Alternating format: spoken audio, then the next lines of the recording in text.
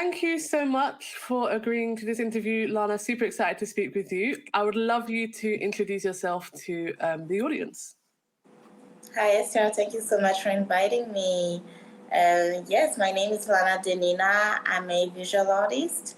I do digital paintings mainly, and physical paintings as well. And I'm based in Montreal, Canada. Amazing stuff. Well, I myself am a big fan of your work. Discovered you obviously on Twitter and was super excited to learn all about you. But I don't know very much, so I'm excited to kind of jump into your artistic background in this interview. So I'm going to go way back, and I'd love you to share your earliest artistic memory. Where did it all start for you? So I've been making art ever since I was really, really young. So it has always been a part of me. And it's I don't have like a lot of memory. So my memory always go back like to 3 years before, and then I forget everything. It's a big issue for me. So I don't have big, really like childhood memories that are really clear. But I know that I have this anecdote with my family that when I was maybe 5 years old, I was showing my family a piece of art that I've created. It was, I don't even remember what it was, but I felt like it looked really ugly. And I was showing to my family and telling them that it's a really ugly piece of art. And it was, the conversation was in French, you know. So I cannot really explain the what happened really, but it was like a miscommunication situation when I was telling them it's an ugly drawing, and they were understanding it's a drawing. So it was like a big issue, but it's a family anecdote, and it was when I was really, really young. So at a really, really young age, I was really already like a big critic of myself. Wow. So where did kind of come from? Was it just from you, or do you have like people in your family who are artistic and things like that? Yes, both of my parents are really artistic. My dad is a really good painter, and he makes really nice, beautiful art. My mom as well. She used to be a fashion designer and making paintings as well. So both of my parents, they have a really artistic background, and they really guided me ever since I was really young when I was making my art. So they really took it really seriously when they saw that I had like an interest into art. Super cool. So art something that you felt you were able to pursue at like in education, so like at school or maybe at university, were you able to pursue your passion for art there? I'll say that maybe school was a little bit blocking me from my artistic freedom, and it was. I always hated that, and so I'm really not like academical. I don't know if we can say that, but I never like art classes or anything of the sort, because it was like putting every like student in a box, and they had to learn a certain type of thing. And when I create, it's really, really personal, so I don't like to have like structure that someone else is going to like tell me to do. So I wouldn't say like this that school helped me with art at all, and but yeah, it's really self-doubt. That's super interesting. So obviously, at the moment you create art and you kind of sell art as NFTs, but obviously there was a time before NFTs. So I'd love to kind of dig into your art career before you ever heard of NFTs. What was the first kind of piece of art you sold, or how did you get your art out there before NFTs? So before making NFTs, I was doing it the traditional way. So really making my own project, a lot of sharing on social medias. Lots of people will be buying my prints and some of my paintings that I will put on sale, but I will exhibit in galleries or events, and I made a mural for the mural festival in Montreal. So I was really doing it like in the more traditional way, but it was for my physical art that was put like in front, um, while I was mainly a digital artist. So I felt like it wasn't like what was supposed to be. So when NFTs came and I understood like what I could do with the blockchain and Web3, it was like really the logical path to follow. Amazing stuff. How did you feel kind of in the, I guess, traditional art space? You talked about kind of your natural medium was digital, so the traditional art space was a bit more difficult. Was it difficult in the sense of just kind of getting your art out there, or were there kind of people and structures in the traditional space that kind of made it a bit more challenging? Sorry, I didn't get the question completely. Apologies. I'm trying to dig into your experience in the traditional art space a bit more. I'm just trying to understand. Obviously, kind of, you said you created prints, and it was a bit more challenging in the traditional art space. But what kind of challenges did you face? Was it like galleries or people in the traditional art space, or was it just kind of getting your art into the mediums that you wanted? So it was a mix of both. It before NFTs and the old digital art market was like really put in place. The traditional art market, they really understand more traditional work. So just for that, I had to do more traditional than anything else. So to get into galleries or to have exhibitions and things like that, and at the same time, you cannot do everything by yourself. You have to apply to things, you have to explain things, you have to wait, and it's really really slow, and you need to pass through like a jury, and they need to look if they want to give you a grant or things like that, and it's slow, and there's so many people for such a small amount of galleries or museums. So anywhere, I'm in Montreal, so Montreal is really really small. So I will have to travel a lot to accomplish like the same thing that I have been accomplished in the NFT space. Cool. Okay, so speaking about NFT space, how did you first hear about NFTs? What kind of was your introduction to the NFT space? So I,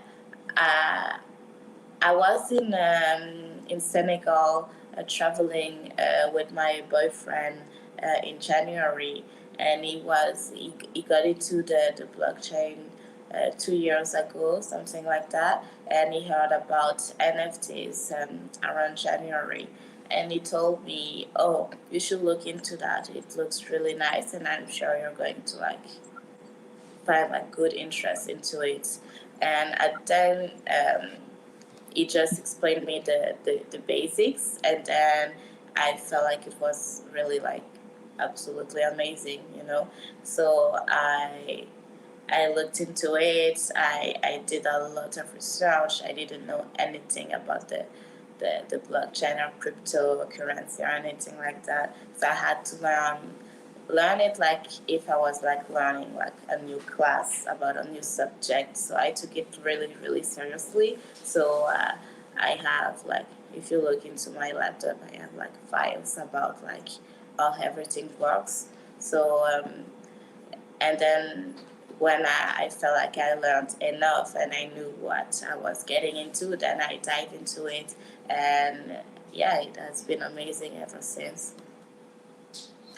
Okay, I think I'm going to break that down because I think a lot of people will be watching this and listening to this, trying to understand about the space themselves. And you said something interesting. You said, when I felt like I'd learned enough, then I decided to kind of jump into it. And what was that point like? What was it that made you feel like, no, I know enough, I can start doing some stuff? So it was really when I knew like the really basic stuff, and just enough so I know what I'm reading, Yeah. because if you have absolutely no knowledge about the Web3, and you don't even know what Web3 means, you need to do a lot of research, to know about what you're getting into and what that is. You need to know about wallets. You need to know about security a lot. You need to know about the apps that you should use, the platforms. You need to to be informed of many things so you can start in a good way, you know. So when I had set up all my wallets, I knew how to navigate into Web3, and knew how to like transfer money without feeling scared, things like that. That's when I knew, okay, I can try. It's a lot of trials and trials, and then you understand, and lots of networking as well. I was asking so many questions to lots of other artists on Twitter and on Instagram, and yeah. Amazing. Okay, so you did your research and you got to a point where you felt like you knew what you were doing. So, what was that very Mhm. first NFT? What was your first NFT? So my first NFT, nobody had any idea that they existed because I minted them on Rarible, and I don't know what Rarible was. In my research, it was the one like being like that came the most. So at the time, now I know it's absolutely not the case, but the time Rarible was really popular, and I minted one piece. Which one was it? Oh, Oh yeah, okay. It was a couple, and you can find it on Instagram, but it's not available as an NFT anymore because I burned it. But it was a couple looking at each other. It was an animation, and it's actually a really nice piece. But I had no idea how to market myself into the NFT space at the time. So it was a big fail because I just minted the piece, and now I was like waiting, and like I didn't know what will happen, And then I stopped minting and did a lot of networking and engaged with other people on Twitter, and then I understood like how things work in this space, and how I should like market myself. And then I applied to other platforms on non-origin. I received an invitation on foundations and things like that, and then I got to build myself. So, I mean, I think this is such a key thing because I've been like onboarding artists into the space, and I think a lot of artists are seeing the opportunities in Web3 and the NFT space, and they want to get in. But like everywhere else, marketing is so key. So I'd love you to talk a bit more about the importance of marketing for artists in the NFT space. So when you step a foot into Web3, and you want to as an artist, you want to sell your NFTs that you're making, and your art that you're making, you need to understand that you become like a really big entrepreneur of yourself, and you have to own your professional career. And Web3 is decentralized, and you are also decentralized, and you are like kind of like your own token, so you need to be aware of that, and you need to take it like really like seriously, and you need to think outside the box. You need to be true to yourself as well, and do not copy like other people and do like the same things that other people did and that was successful, because it was successful because it was new. But if you do the same thing again and again, it won't have success, so you need to do something that is true to yourself, that is original, that is fun, and you need to have a good structure as well. Like anything that you want to show, you need to have like, it needs to be well presented. Definitely. Okay, so you created the first couple of NFTs and you burnt one of them, but that wasn't the end of the day for you. You kind of, like you said, went back, learned some more, and then came back strong. Was the Mona Lana kind of your first major NFT project? Am I correct in thinking that? I'll say it's my second big project. Before that, it was in May. Yeah, in March. Yeah, in March, I've created a digital gallery. It was called, and it was a digital exhibition called Alla Prima, and you could really go into the gallery. It was designed by Frank Tawema, who's an amazing 3D designer, and he did the whole gallery that was like in complete like symbiosis with the piece that was exhibited, and it was 10 paintings with the subject of human relationships, and lots of love. And yeah, so it was a really, really nice and fun project that I did, and I sent like NFTs invitations to collectors. So it was like a private exhibition at first for like for one day, and then after 24 hours, I opened the exhibition to everyone. So it was really fun, and it was like a new way of showcasing art. At the time, like you wouldn't see like any like virtual galleries. Now you have like platforms that allow you to make like virtual gallery really easily. But at the time, I think I was one of the first that was like creating a like kind of immersive experience to showcase their NFTs, and I think it was a really nice project as well. That is super cool, and I'm definitely going to kind of dig to that a bit more.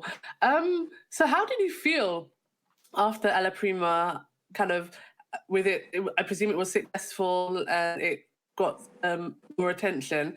How did that kind of first successful project make you feel? I felt so happy. First of all, when the gallery was finished, and I will be seeing like the all of my pieces showcased into like this 3D like uh, virtual world, that, and it was like all pink, and it was like super cute, and I felt really proud and really happy to see like my vision come to life, and that people like received like amazing feedback, and everyone was like really like happy like to be able to navigate into it and see the paintings and things like that. And it was a big project that I was able to create fast, I think, and I I could like, it was the gallery sold out in 24 Wow. hours. So Wow. the 10 pieces sold out in 24 hours. And this is something, if something like that happens in like the traditional world, in a physical gallery, and like all the pieces of the gallery sold out the same day, it's extremely rare, and it's a big, big, big success. And I was able to do the exact same thing online and at the exact same prices as any painting that you will see in traditional galleries. And that's when I realized that this is absolutely life changing. Mm.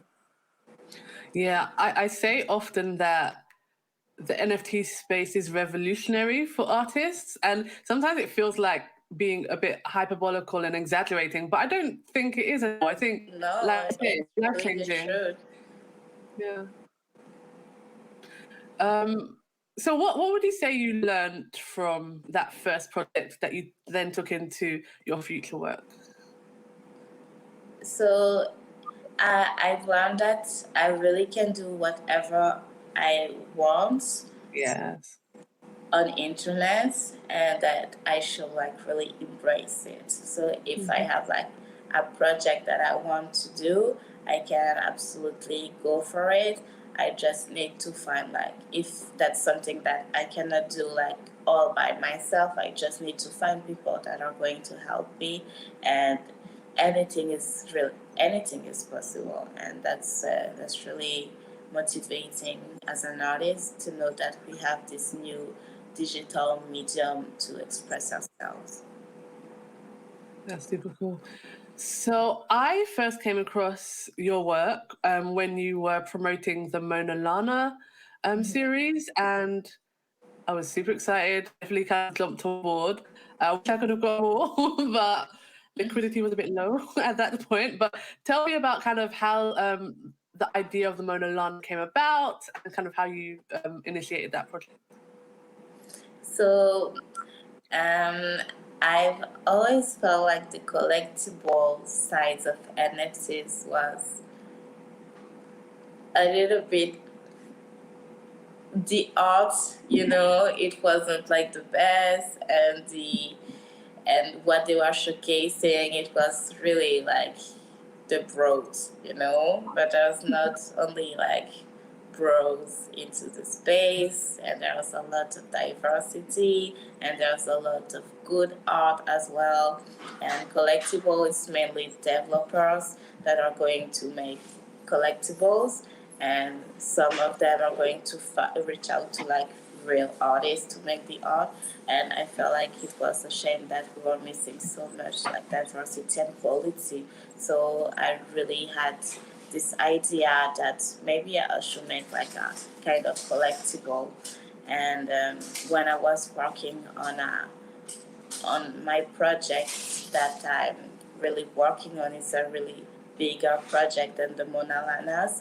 When I was working on this project, um, I I was like just like sketching faces, and then changing the hair and changing the eyes and something like that. And then I realized like it looked like a kind of collectible. So I thought to myself, oh, why not like use this and create something?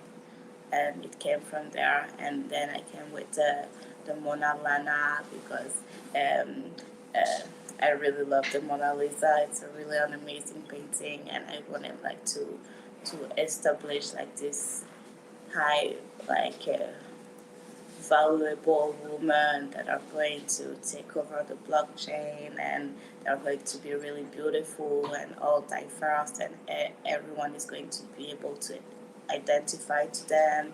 And yeah. That's super cool, and yeah, they are very kind of captivating in a way. So for the Mona Lana, and I'm not sure if for your previous project as well, you chose to use OpenSea, and I really like the way you did it because you did a raffle initially, and then everyone who entered a raffle got access to like a private sale. So tell me about your thinking around that and that process, because I think it's really interesting, and for the listeners and anyone watching, I think it's really important to just emphasize the innovation you can do. Like you don't have to do projects in the same way. Everyone can do it in their own way. So I'd love to for you to share your process. Absolutely. So yeah,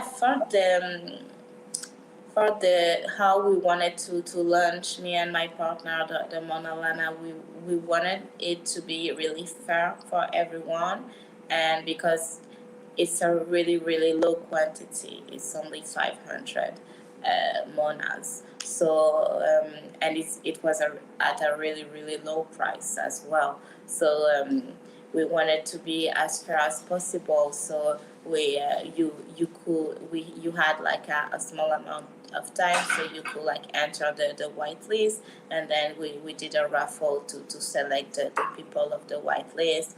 We did a giveaway as well, so one lucky person was able to have one Mona for free. And then we launched during the time where gas was extremely high. The quay was like 250, which is something like we had never seen before. So when we saw that, we really stopped the drop, and then made the drop like really gradual. So not only people with like a lot of hits could be able to have monas, and we did it really gradually. And then we got on the front page of OpenSea. So we just released the all of the remaining monas, and everything got sold out. But I think it was still really really fair the way we made the drop and the launch. Yeah, I think it was super fair, and I also think it was creative and definitely showing that entrepreneurial spirit that you spoke about earlier, because things like gas prices and all the other market forces that affect things are things that you as an artist entrepreneur have to have in mind and think about your collectors when you're releasing your collection. So I really love that you kind of took care of your collectors as much as you could in that process. So yeah, how, I mean, I imagine you're super happy with the way the Mona Lana collection has been received, and kind of, I'd say, what are your feelings at the end of it, and like, what are your thoughts in terms of where the collection can go? Because obviously you've got in 500 Monas out there, they have their collectors kind of have ideas and things to go forward. So what next, basically, with that? So I'm extremely happy with the outcome of the Mona Lanas. It has been amazing to see like how like a community can build itself at a really really rapid space. Like it was really really quick, and like the Discord, we created the Discord after selling out, because the community of the Monas who built it itself, like everyone was like putting Monas out as PFP and talking about the Monas everywhere on Twitter. And then they really asked, can we make a Discord so we can all bond together? So we created the Discord after that. And so it's a really amazing community of people who love the Monas, but they also really love my art. A lot of people, it was actually their first NFT, a lot of them. And what I really like about it, and that's exactly what I wanted, is for like collectors to invest into the Monas, but really invest into my art, because it's not like a collectible or like a collection that is built on hype. It's really you own one piece of a Mona, and I want all of the Monas to be extremely valuable, and I'll do like everything to achieve it. So it's really with my other projects that I'm going to do, and I'm going to do as an artist personally, that the Monas will grow in value. Yeah. Cool. Another kind of thing that's on my mind when you kind of speak about just your journey, so kind of your early art career until now, is that, like you say, NFTs have been life changing for you. What would you say Yeah, I guess yeah. Maybe I'll rephrase my question. What does the future look like for you? So is it more collections? Is it maybe going into different immersive environments? I mean, what? And obviously, you don't want to give away kind of all your secrets, but what do you see coming next? Um, I it will be like a mix of a lot of things. I love big project. I love immersive um, situations, and I love to express myself and put my art in a way that is really you be able to see the art that is going to be my art, but I really want to showcase it in a new way every time and each and every time. So I really want to make like quality projects that are going to be like virtual from A to Z for the moment. And yeah, I would really want to experience the blockchain and how I can use like generative art and coding and protocols and things like that. I really want to use the technology and incorporate it into my art. So, yeah. I think I'm really inspired by hearing that, because I do think that the artists that are really going to make the most of the NFT space are artists that obviously love art and create art, but also have that interest in technology and pushing the boundaries with the technology as well. So that's super cool. Okay, I'm going to go into kind of another avenue right now. I'd love to talk a bit about kind of your inspirations. So, what artists inspire you? And this can be kind of visual artists, it could be musicians or literary artists. Tell us a bit about your inspirations. Um, I'll say like it depends of the time that I am. Sometimes I really like an artist, and some other time I like someone else. But I really love artists like Frida Kahlo. Absolutely love Kerry James Marshall. I love any like Japanese painter that were like in the really old era like that were making like art for like the empereur. I don't know how to say Yeah. it in English, but you know, like really antique art from the Japanese culture. I really love the colors and how they made the faces. Um, Anything that is really old and authentic, I really love. And I also I love really authentic African tribes. So I love the accessories that they make with nature. I love the hairstyles, and I love their features. You know, so I really love tribes that were not like influenced at all by Eurocentric standards. Tribes that are really really pure and true to themselves, and I really love it. And I absolutely love anything that is linked to fashion. And yeah, it's a mix of a bunch of things. Super cool. Cool. So that's inspiration, kind of art from the past. And then jumping into the future, Yeah. you are someone who's been in the NFT space before a lot of us, definitely before me. So you've kind of had experience for almost a year now of how the space develops. What do you see coming into NFTs in the future? It's a big question, but yeah. Yeah, well, I see it beginning to be a little bit more concrete, and um, lots of more people are going to dive into NFTs and are going to understand the use of it, and a lot of people are going to understand that there's not only art that you can make. You can make anything that is digital. You can create an NFT with it. For the moment, it's mainly art and a little bit music, but you know it's going to expand way more than that. So there are going to be a lot of more like diverse use of NFTs, which is that's what is supposed to happen.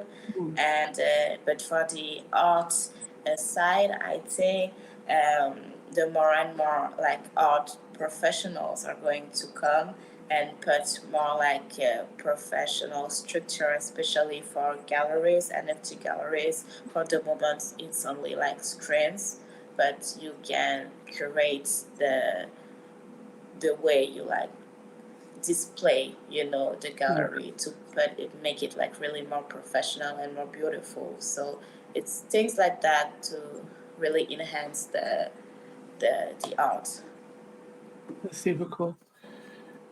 Okay, so again, because you are someone who's been in the NFT space for a little while, I'd love for you to, for the listeners and for people watching, recommend, I'd say, 3 NFT creators that you really think we should check out and follow. There are so many. It's You can do really more not than 3 if you fair. want to. So, oh, okay, let me see. So you can check out. Do you mean like really established artists already, or Anyone who you think is good. They don't have to be established. They could have started yesterday. It doesn't matter. Yeah. Okay. So that's my partner who helped me with the Mona Lana, who's just starting NFTs. His name is Rakim Ja, a beautiful studying 2D art with animations. There's Lana Denina, who makes generative art, which is absolutely stunning. There is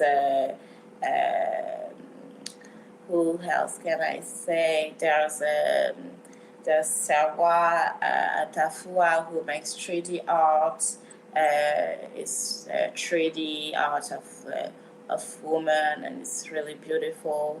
I try to find like diverse like artists in each like type of art. Photographers. There's Aaron Ricketts, who makes amazing photographies.